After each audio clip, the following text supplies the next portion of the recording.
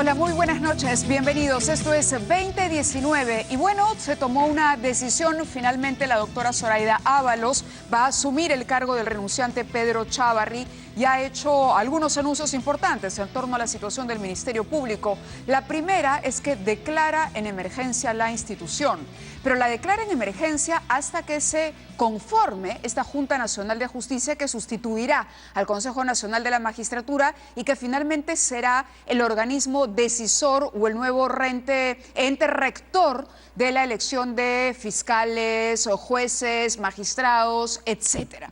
Para hablar de este tema y de si esta, digamos, buena medida, una buena primera noticia para poder recuperar un ministerio público acorde a las demandas de la justicia en nuestro país, está con nosotros el ex procurador César Azabache. Bienvenido, César, gracias por estar con nosotros. Muy buenas noches. Es lo que ha dicho la doctora, me imagino que la escuchó, a la doctora Zoraida Ábalos, cómo hacer un primer balance de lo que ella ha señalado. En primer lugar, ¿era la persona idónea? Bueno, creo que la coyuntura muestra que sí. Es una Junta de Fiscales Supremos que tenía roles o personalidades fuertemente vinculadas con los extremos de esta disputa. La fiscal de la Nación actual no estaba entrometida dentro de ella, de modo que creo que su designación le da aire a la organización para poder reconstituirse y reinventarse. Creo que esta declaración en emergencia de la organización es un símbolo que hay que leer en clave institucional, importante. En primer lugar, toma del lenguaje de la protesta o de la propuesta, perdón, del Ejecutivo, la denominación general de la situación, ¿verdad? Esta es una emergencia. Hay algo que hacer. Pero, a ver, pero ella es clara y hay interpretaciones de que lo que ha dicho es más bien que va a defender, que ella asume y que justamente se va a quedar en este cargo durante el tiempo que quede hasta que se establezca la Junta Nacional de Justicia para evitar una intromisión en la autonomía. Por supuesto. Es decir, la doctora Zoraida Ábalos en este momento lo que ha hecho es decir, atención Ejecutivo, el Ministerio Público puede solo salir de esta crisis sí, y superar correcto, el problema. Pero tengo la impresión que esa línea de discurso no puede ser entendida en clave beligerante. Ajá. De hecho, mi impresión es que la propuesta del Ejecutivo, discutible en lo técnico sin duda, en términos políticos representaba un mensaje de respuesta a un evento tan drástico como fue el intento de remover a los fiscales Vela y Pérez la noche de Año Nuevo. En la actual coyuntura, el proyecto del Ejecutivo creo que representa el gatillo de una nueva discusión institucional sobre el modo de organización de las fiscalías en el Perú. El proyecto que el congresista Vieira, entre otros, ha lanzado esta semana, que tiene matices bastante importantes en su diferencia con el del Ejecutivo, muestra que en efecto esta discusión se puede hacer, que la fiscal de la Nación salga en esta coyuntura, ya no marcada por la escena Ejecutivo Chávarri, sino por una en la que hay un proyecto de ley por discutir, una alternativa planteada en el Congreso, una decisión y un apartamiento ya hechos realidad, pues representa el inicio de una dinámica en la que va a haber que ir construyendo los hitos fundamentales de lo que creo todos entendemos es una inevitable e imprescindible modificación de las reglas principales de la Fiscalía. Las primeras, la conformación de la Junta de Fiscales Supremos, que creo que para todos está claro, tiene que ser revisada. La modificación del procedimiento... ¿Tiene que ser revisada, es decir, en cuanto a cantidad o a calidad? Para comenzar, en cuanto a conformación. 5 miembros ha mostrado no ser un número apropiado, porque no ha permitido en este tiempo desarrollar correlaciones institucionales que puedan tener sostenibilidad. En segundo lugar, en términos del procedimiento de elección, esta práctica de instituir como fiscal de la Nación al magistrado más antiguo, cuando el cargo trata sobre la administración de políticas públicas, no sobre representación y punto, pues también ha mostrado estar agotada en sus fundamentos. El Ministerio Público tendrá que convertirse en una entidad que ya no solo nominalmente, sino que en los hechos se convierta en la responsable de la administración de un recurso público tan importante y tan escaso como la persecución del delito. Tendrá entonces, además, que empezar a discutirse formas de hacer concreta su responsabilidad política frente al Congreso. Claro. Y hay también un proyecto que está considerando la necesidad de crear procedimientos de retiro de confianza al fiscal de la Nación. Eso junto a cosas que, por ejemplo, rigen para la Defensoría del Pueblo, presentarse una vez al año ante el Congreso y dar cuenta sobre resultados, ser pasible de procedimientos de toma de responsabilidad política concreta. Ese tipo de cosas tienen que entrar en discusión por el bien de todos, ¿verdad? Interesante esto, de que el fiscal de la Nación tenga que dar cuenta de lo trabajado en la institución, de lo avanzado en la lucha contra la injusticia, contra el delito en general, ante el Congreso de la República. Lo hace el defensor del pueblo, ¿por qué no el fiscal? El fiscal no lo hace, El fiscal es no lo hace, increíble que en el este fiscal no momento lo hace, no lo haga, ¿no? pero la Defensoría del Pueblo sí. ¿El Poder Judicial lo hace? El Poder Judicial no, y no debe hacerlo, porque la Judicatura tiene una posición institucional distinta. La Judicatura no administra un recurso público, imparte justicia. De modo el Ministerio Público sí. El Ministerio Público sí administra un recurso. Ahora, ¿debería rendir cuenta el Congreso o el Poder Judicial? Mi impresión es que al Congreso, porque el Congreso es el órgano supremo de las políticas públicas, ¿verdad? Ajá. Esta es la columna que usted publica el 3 de enero de este año en el diario El Comercio sobre un tejado caliente. El caso Chávarri ha puesto en evidencia nuestra urgente necesidad de reformar el procedimiento que conduce a la designación del fiscal.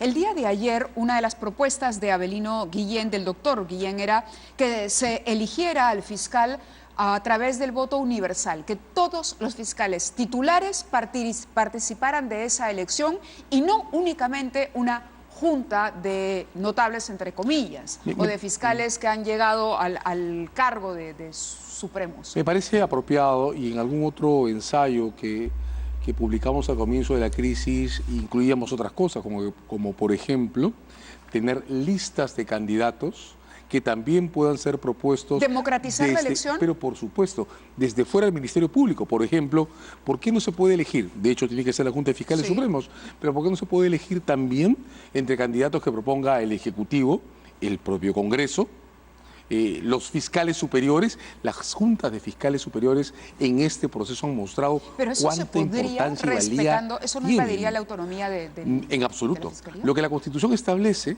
es que la elección del fiscal de la Nación corresponde a la Junta de Fiscales Supremos. La Constitución no fija cuál es el número de los fiscales supremos y, por ejemplo, creo que podemos reconocer que necesitamos un fiscal supremo anticorrupción, que necesitamos un fiscal supremo que se encargue de los casos que tienen antejuicio, de modo que sea un articulador de relaciones con el Congreso, que vendría muy a cuenta una fiscal suprema que se encargue de la protección de la mujer y de minorías vulnerables, por ejemplo, y entonces ya no son 5, son 8 fiscales supremos. Necesitamos, claro, más fiscales supremos, pero ahora, ¿tendría que ser un fiscal supremo el fiscal de la Nación? Ese es el punto. Claro, atención, porque si hay un representante del Ejecutivo o del Congreso, ahí no se cumple esa premisa. Pues, ¿por qué tendría que ser un fiscal supremo? Entendamos esto bien.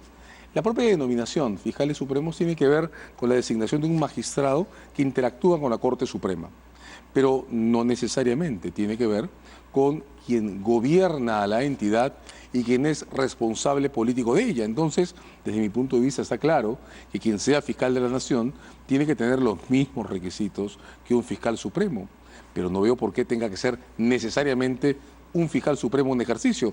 No veo por qué el fiscal de la Nación no pueda ser un fiscal supremo retirado, por ejemplo, o un ex juez del Constitucional, o un ex ministro de Justicia, por una razón básica, y es que quiero insistir en la idea. El fiscal de la Nación es un sujeto políticamente responsable por el gobierno de una entidad.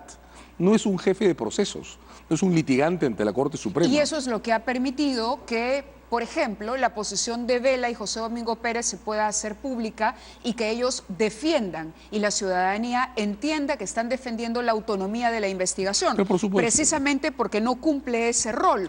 Hoy escuchábamos, por ejemplo, yo escuchaba a Marta Chávez en Portada decir que era increíble cómo dos fiscales de categoría inferior, que estaban, digamos, que no estaban a la altura de su jefe, estuviesen firmando acuerdos con Odebrecht en nombre de todos los peruanos sin conocimiento del fiscal de la Nación, que es una figura que para ella no se explicaba. Bueno, para nosotros ha sido muy difícil a lo largo de todos estos años entender qué cosa es un fiscal. Y es posible que este comentario, por ejemplo, corresponda a aquella vieja idea que pensaba que un fiscal era algo así como un funcionario adscrito a los tribunales, ¿verdad? De hecho, era así en los años 60, fue así en los años 70. Nuestra idea del fiscal no está completamente concebida. Solo hasta el año 93 el fiscal de la Nación estaba mezclado con el defensor del pueblo. Solo hasta el año 81 el fiscal era un funcionario adscrito al tribunal, de modo que por cada tribunal había un fiscal. Creo que es el momento de empezar a discutir institucionalmente qué cosa queremos como fiscales y qué cosa queremos como fiscal de la nación y empezar a diferenciar las funciones. No es lo mismo gobernar una organización, esa es la posición del fiscal de la nación, que ser responsable de áreas específicas de litigio como la criminalidad organizada, la lucha anticorrupción, la protección de mujeres y minorías vulnerables ante los tribunales de justicia. Podemos empezar entonces a comenzar un debate que creo que es imprescindible, que conduzca a un ministerio público que nos represente a todos y a todas. Correcto, claro, y que sea moderno, evidentemente atendiendo las necesidades que se presentan hoy, porque, en fin, ha cambiado la realidad, hablamos hace poco de cómo evoluciona incluso la tipificación de los delitos, ¿no? Se hacen leyes, pero también se inventa formas de sacarle la vuelta a esas leyes y hay que volver a replantear la legislación. Y hay que volver a replantear nuestra aproximación al sentido moral de las políticas públicas. Las políticas públicas deben poder ser exigidas en su responsabilidad y en su concreción por entes que nos representen a todos. Correcto. La ecuación Congreso de la República, entidades, tiene que modificarse de ambos lados. Vamos a ver algunos tweets que ha publicado César Azabache. Este es del día de hoy, el 8 de enero, ¿sí? Atención, el señor Chávarri ha sido suspendido como abogado, no puede intervenir en juicio como representante del Ministerio Público en ningún área, tampoco en la civil. Ahora, Chávarri está fuera de la Fiscalía de la Nación, no es más el fiscal de la Nación, pero sigue siendo un fiscal. Es cierto. ¿La suspensión qué implicancias tiene? La suspensión de su título como abogado. Es un asunto muy importante porque en realidad en toda esta crisis, voy a insistir en decir algo que hemos comentado, en toda esta crisis que el propio señor Chávarri ha ido intensificando progresivamente, comenzamos discutiendo su posición como fiscal de la Nación. Sí.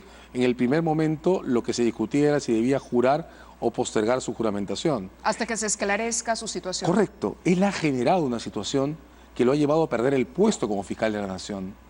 Pero el día antes de su renuncia ha pasado algo tan serio como que la Fiscalía tome evidencias de una penetración en un área resguardada por un fiscal que está investigando un crimen, que es el señor Pérez. Un área resguardada. Resguardada, el precintado. Vamos a discutir qué es el precintado, porque han habido declaraciones muy ambiguas el día de hoy sobre esto. Así es, justamente sobre eso quería preguntarle, porque usted también publica otro tuit respecto a este tema, claro, que dice lo siguiente: la sustracción de documentos en oficinas lacradas en la Fiscalía de la Nación abre de manera definitiva un nuevo capítulo en la crisis.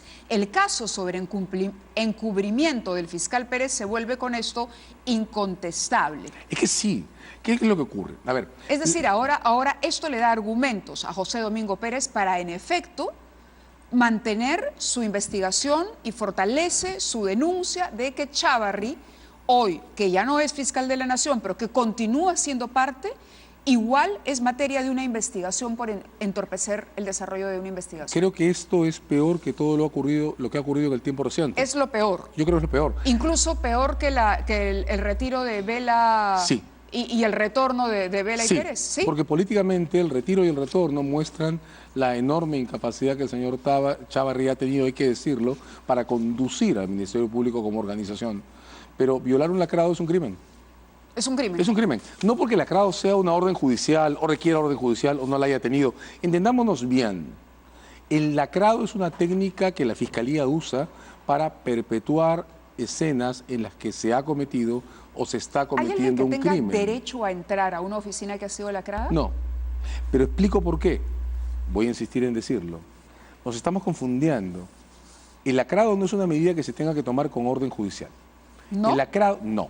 El lacrado es una marca que la Fiscalía pone sobre la escena del crimen para dejar en claro que en todo ese entorno hay evidencia que debe ser recuperada y que en consecuencia es un delito distinto de la desobediencia de órdenes judiciales. Se llama encubrimiento real, retirar material de la escena del crimen, porque las escenas del crimen son intangibles. Se lacran, por ejemplo, y se precintan, que es en realidad el nombre correcto, se precintan los lugares en los que Por ejemplo, se encuentra un cadáver. Nadie jamás ha pedido una orden judicial para presentar una escena del crimen. Es una locura. Es una atribución de la Fiscalía. Es una atribución de la Fiscalía. No implica una orden, implica la evidencia de que el traspaso es por sí mismo sospechoso y que el retiro de evidencia es por sí mismo delictivo. Correcto. Eso quiere decir, no sé si en Switcher tenemos las imágenes de apoyo que ayer compartíamos. Al final del programa hablaron en vivo Rafael Vela respaldando la denuncia de José Domingo Pérez respecto a la sustracción de información de las oficinas que éste había lacrado o presentado, que vendría a ser el término más correcto. Y aquí tenemos justamente el informe pericial de la policía, donde están las fotografías, y luego se conoció casi al término de la noche, ahí está el precintado, ustedes ven, es un documento elaborado por la policía, que habían sido 3 resguardos, 3 personas de confianza que integraban parte de la seguridad del propio fiscal de la Nación, quienes habían ingresado. Este es el video que anoche en exclusiva compartía con nosotros Rafael Vela, coordinador del equipo especial del equipo de fiscales que investiga el caso Lavallato, ¿no? Donde estaba ahí el precintado y entonces no podía ingresar ni siquiera la seguridad del fiscal. No. Ni siquiera la seguridad del fiscal. Mucho menos, o pregunto, esta asesora que también aparece, la señora Venegas, Rosa Venegas, ¿ella podía ingresar?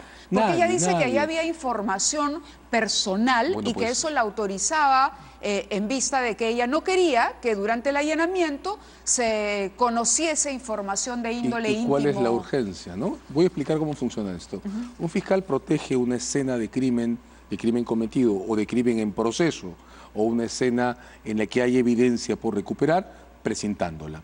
El presentado es una advertencia.